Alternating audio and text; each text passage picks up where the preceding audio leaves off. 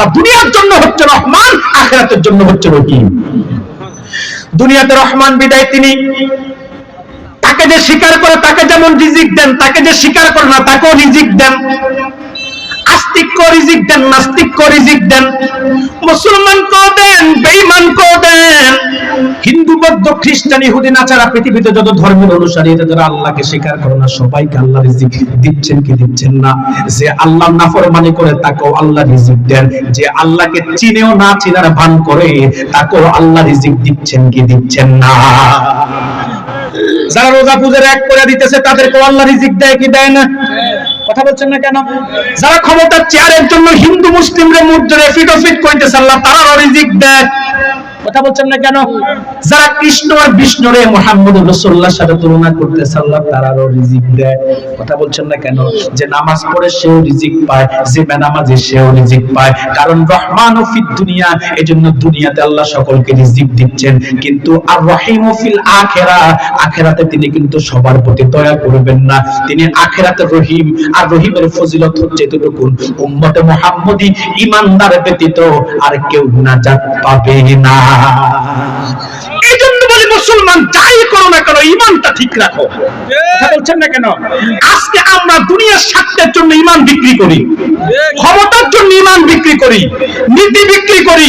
এদেশের মানুষকে হুজুগি আর আবেগী, এদেশের মানুষকে ধোঁকা দিয়ে বোকা বানানো খুব সহজ। এই জন্য আমরা দুনিয়ার স্বার্থের জন্য ঈমান বিক্রি করি। দেখেন না, রাজনৈতিক মৌসুম আসতেছে তো কি পরিমাণ নতুন নতুন ঈমানদার পাবেন, আর ঈমানদারের শুরুতে বেঈমানও দেখবেন।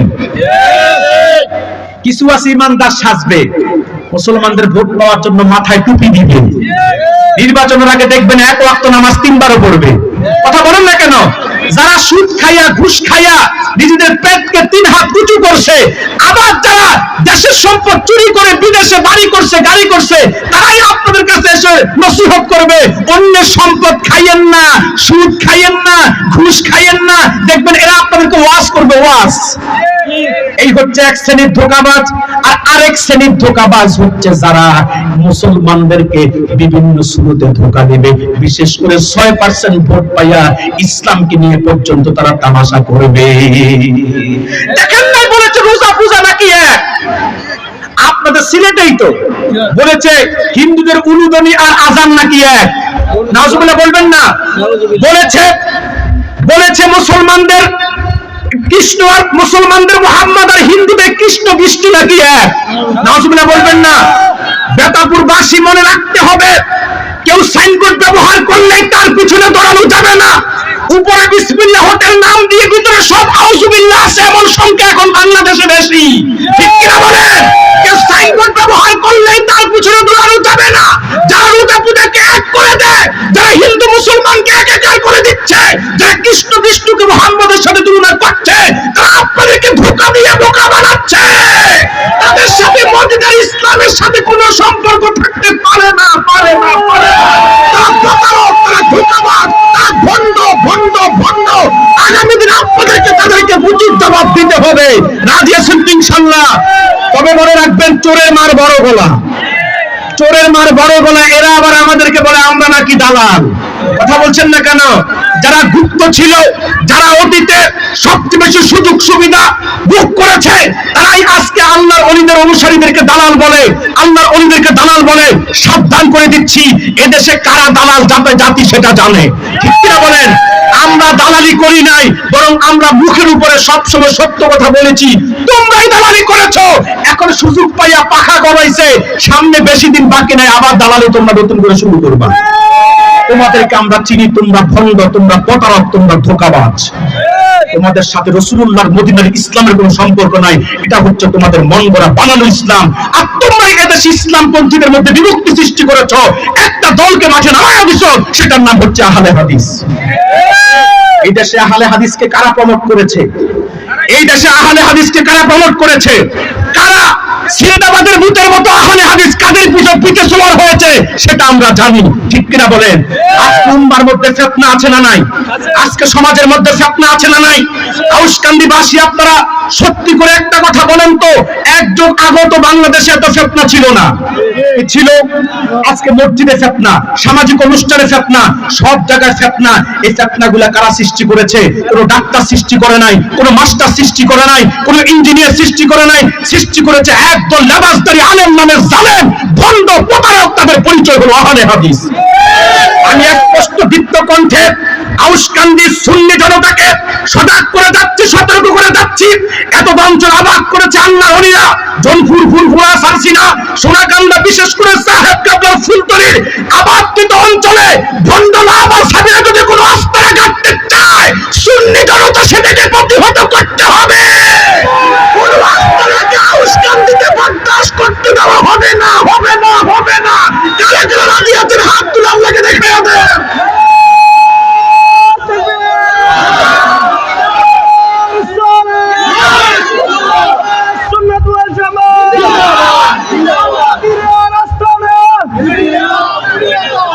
সম্মানিত সুধী, আমি খবর পেয়েছি আমাদের শান্ত শৃঙ্খল অঞ্চলগুলোতে বিশৃঙ্খলা করার জন্য কারা জানি চেষ্টা করতেছে। সেই সুযোগ আপনারা দিতে পারবেন না। রাজি আছেন তো ইনশাআল্লাহ? আমি জানি হবিগঞ্জ, নবীগঞ্জ, আউশকান্দি, বৃহত্ত সিলেট আহলে সুন্নাত ওয়াল জামাত তথা হক সুন্নিদের ঘাঁটি, ঠিক কিনা বলেন? আমি আজকে দীপ্ত কণ্ঠে আপনাদেরকে আবারও বলে যাচ্ছি, সকল প্রকার কাফের মুশরিক, নাস্তিক, রাম বাম এবং নেক সুরতের নাস্তিক, বদ সুরতের নাস্তিক সবার ব্যাপারে সতর্ক থাকবেন। আর সবচেয়ে বেশি এই ক্ষেত্রে ভূমিকা পালন করতে হবে আল ইসলাম তালামিজকে, ঠিক কিনা বলেন?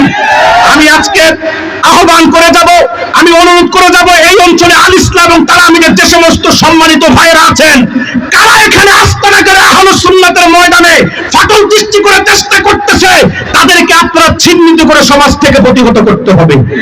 আহলে হাদিসের কোনো আস্তানা হতে পারবে না।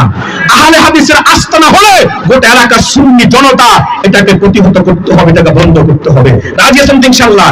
বলবেন হুজুর তাদেরটা তারা করবে, আমাদের কি দরকার কথা বলানোর? যদি এই হিকমতের দোহাই দিয়া যদি নিশ্চুপ হয়ে যান, তাহলে আপনারা পীরের আদর্শ আর কি শিখছেন?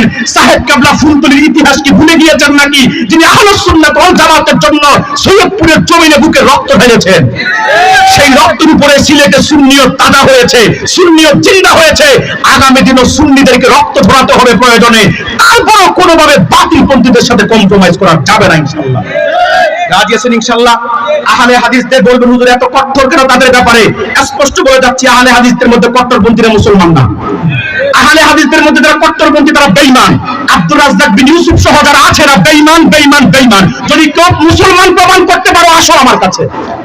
কারণ সে বলেছে আমার রাসূলের পিতামাতা জাহান্নামী, সে বলেছে আমার রাসূল মিজানের পাল্লার সামনে দাঁড়িয়ে নিজের আমলনামার জন্য চিন্তিত থাকবে, সে বলেছে আমার রাসূলের মুখে নাকি দুর্গন্ধ ছিল। নাউজুবিল্লাহ বলবেন না? আর নরমপন্থী যারা আছে, আসাদুল্লাহ, গজবতুল্লাহ, আহমদুল্লাহ, আনতুল্লাহ, আহমদুল্লাহ, এরা হচ্ছে ঠান্ডা মাথার আহলে হাদিস, এরা হচ্ছে গোমরাহ পথভ্রষ্ট। আমরা এদেরকে কাফের বলি। যারা কট্টরপন্থী এদেরকে কাফের বলি, যারা শীতলপন্থী এদেরকে আমরা গোমরাহ বলি। সাবধান, হোক শীতলপন্থী হোক কট্টরপন্থী, কারো সাথে আমাদের কোনো কম্প্রোমাইজ নাই। মনে রাখবেন, পাগলা কুত্তা একটাই যথেষ্ট একটা শান্ত পরিবেশকে নষ্ট করার জন্য। লামাযহাবীদের দুই একটাই যথেষ্ট সুন্নিয়তের ময়দানে বিশৃঙ্খলা সৃষ্টি করার জন্য। এই ক্ষেত্রে কোনো মাসলাকও দেখা যাবে না। এই অঞ্চলে মাসলাকে সাইয়্যিদ আহমদ দেহলভী যেমন আছে, মাসলাকে আলা হযরতও আছে। আমি এই ক্ষেত্রে বলবো যে লামাযহাবীদের ক্ষেত্রে মাসলাকে সাইয়্যিদ আহমদ দেহলভী আর মাসলাকে আলা হযরত একসাথে কাজ করে তাদেরকে প্রতিহত করতে হবে। রাজি আছেন ইনশাআল্লাহ? আল্লাহ তাআলা কবুল করো, আল্লাহ তাআলা মঞ্জুর করো। 4টি আয়াত তেলাওয়াত করেছি, একটি আয়াতের ব্যাখ্যা করেছি। পান্ডুকর দরবার শরীফের হযরত পীর সাহেব কেবলা আজকের যিনি প্রধান আকর্ষণ, তিনি মঞ্চে এসেছেন।